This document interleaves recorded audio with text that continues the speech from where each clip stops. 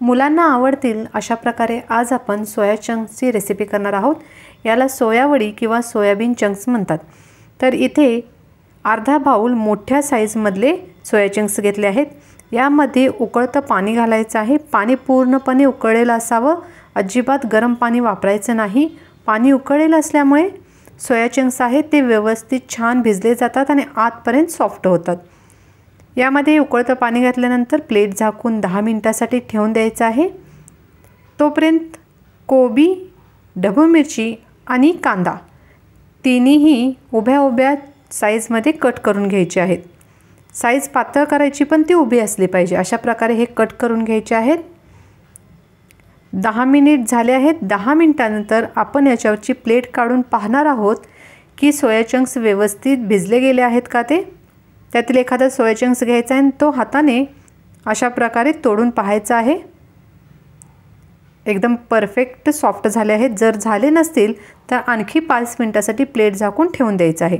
आता हे व्यवस्थित सॉफ्ट झालेत। दुसरा एक बाउल घ्यायचा आहे, त्याच्यावरती अशा प्रकारे एखादी चाळण ठेवायची आहे आणि हे सर्व सोया चंक्स त्याच्यावरती काढायचे आहेत, कारण त्यामध्ये जे एक्स्ट्रा पाणी आहे ते आपल्याला काढायचं आहे। आणखी एकदा साध्या पाण्याने व्यवस्थित धुवून घ्यायचं आहे किंवा त्याच्यावरती साधं पाणी घालायचं आहे, कारण या सोया चंक्सला ना थोडा वेगळा वास असतो। तर त्यासाठी काय करायचं आहे, पाण्याने स्वच्छ आणखी एकदा हे धुवून घ्यायचे आहेत। आणि तुम्ही व्हिडिओमध्ये पाहू शकता अशा प्रकारे हाताने प्रेस करून दाबून त्यातील सर्व एक्स्ट्रा पाणी जे आहे ते काढायचं आहे। त्यामुळे याच्यापासून जो आपण पदार्थ तयार करणार आहोत तो एकदम परफेक्ट असा तयार होतो। आता अशा प्रकारे मुठीत घ्यायचं आणि दाबून त्यातील एक्स्ट्रा सर्व पाणी काढायचं आहे। आता तुम्ही पाहू शकता व्हिडिओमध्ये की बाउलमध्ये जे पाणी आहे त्याचा कलर कसा झाला आहे, कारण त्यामध्ये जे एक्स्ट्रा स्टार्च होतं किंवा जे एक्स्ट्रा स्मेल येत होती ती सर्व निघून गेली आहे। आता आपण काय करायचं आहे, या सोया चंक्समध्ये घालायचं आहे 2 चमचे दही। दही घातल्यानंतर यामध्ये घालायचं आहे आपण 1 चमचा आलं लसूण पेस्ट। त्याचबरोबर यामध्ये पाव चमचा काळी मिरी पावडर घालायची आहे, खलबत्त्यामध्ये कुटून घ्यायची आहे आणि ती घालायची आहे। अर्धा ते 1 चमचा इथे लाल काश्मीरी मिरची पावडर घालायची आहे, त्यामुळे याला कलर खूप सुंदर येतो। अर्धा चमचा मीठ घालायचं आहे, 2 चमचे बेसन पीठ, 2 ते 3 चमचे तांदळाचं पीठ वापरायचं आहे। इथं आपण मैदा किंवा कॉर्नफ्लॉवर अजिबात वापरायचं नाही। आता हे मिक्स करून घ्यायचं आहे, चमच्याने किंवा हाताने हे व्यवस्थित मिक्स करून घेऊ शकता। आता तुम्ही पाहू शकता यामध्ये आपण लाल मिरची पावडर वापरल्यामुळे याचा कलर किती सुंदर असा छान आला आहे। आता गॅसवरती एक पॅन ठेवायचा आहे, शक्यतो नॉनस्टिक पॅनच घ्यायचा आहे। त्यामुळे काय होईल, खाली अजिबात सोया चंक्स चिकटणार नाही। जरी तुम्ही कोणतीही कढई घेतलात तरी तेल व्यवस्थित यामध्ये 2 ते 3 चमचे घालायचं आहे। तेल घातल्यानंतर कढईला व्यवस्थित अशा प्रकारे पसरून घ्यायचं आहे।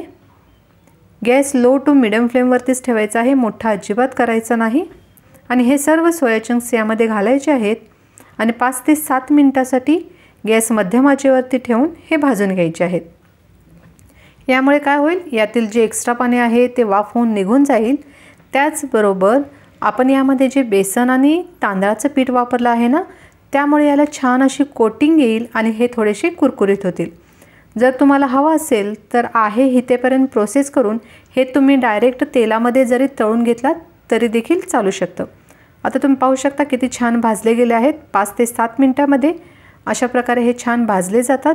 त्याचा कलर देखील चेंज झाला आहे आणि वरून असा सोनेरी रंग त्याला आला आहे। तर आता हे साईडला काढू, दुसरीकडे गॅसवरती ठेवायचे आहे। गॅस आता मोठ्या आचेवरती चालू करायचा आहे। 2 ते 3 चमचे तेल यामध्ये घालायचं आहे। तेल गरम झाल्यानंतर यामध्ये लगेच आपण कांदा घालायचा आहे। अगदी अर्ध्या सेकंदासाठीच कांदा भाजायचा आहे। कांदा भाजल्यानंतर आपण यामध्ये ढबू मिरची आणि कोबी दोन्हीही एकत्र घालणार आहोत। तर हे सोया चंक्स आहेत ना, हे मुलांच्यासाठी अतिशय उपयुक्त आहेत, कारण हे कॅल्शियम मॅग्नेशियम तर भरपूर असते यामध्ये, पण सर्वात महत्त्वाचं जे माझ्यासारखे व्हेजिटेरियन लोक आहेत त्यांच्यासाठी प्रोटीनचं सर्वात जास्त प्रमाण हे सोया चंक्समध्ये असतं। त्यामुळे आठवड्यातून 2 ते 3 वेळेस अशा प्रकारे मुलांना तुम्ही नक्की सोया चंक्स बनवून द्या त्यांना देखील खूपच आवडेल आणि आरोग्यासाठी अतिशय उपयुक्त आहे। आता यामध्ये अर्धा चमचा मीठ, 1 चमचा ग्रीन चिली पेस्ट, पाव चमचा काळी मिरी पावडर, 2 ते 3 चमचे आता मी दाखवलं तुम्हाला शेजवान सॉस ते घालायचं आहे। त्याचबरोबर 2 ते 3 चमचे टोमॅटो सॉस वापरायचा आहे।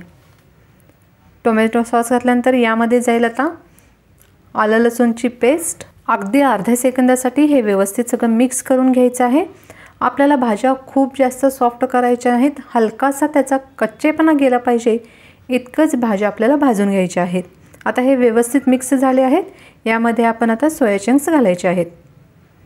सोया चंक्स घातल्यानंतर गॅस मोठ्या आचेवरती चालू ठेवायचा आहे आणि हे मिक्स करून घ्यायचं आहे। तुम्हाला जर हवा असेल तर यामध्ये तुम्ही सोया सॉस देखील वापरू शकता। आता अशा प्रकारे व्यवस्थित मिक्स करून घ्यायचं आहे। गॅस मोठ्या आचेवरती चालू ठेवायचा आहे आणि तुम्ही पाहू शकता कलर देखील खूपच छान आला आहे। कलर आणि चव छान येण्यासाठी यामध्ये काश्मीरी मिरची पावडर वापरायची आहे, त्यामुळे कलर देखील खूपच छान येतो। तर अशा प्रकारे एकदम टेस्टी हेल्दी असे सोया चंक्सचे मंचुरियन तयार झाले आहेत। आठवड्यातून मुलांना तुम्ही 2 ते 3 वेळेस अशा प्रकारे जर करून दिलात तर मुलं देखील आवडीने खातील। त्याचबरोबर भरपूर प्रमाणात प्रोटीन मुलांना मिळेल आणि हे हाडांना देखील खूप बळकटी देतं, एकदम हाडे स्ट्रॉंग बनवतं।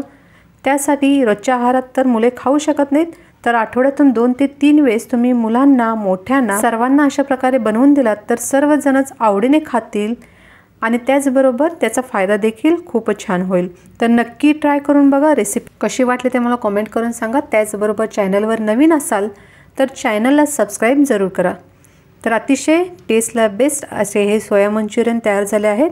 आता तुम्ही पण पटकन मुलांना अशा प्रकारे करून द्या, मुलं देखील खूप आवडीने खातील। परत भेटू पुढील रेसिपीसह, तोपर्यंत टेक केअर, बाय बाय।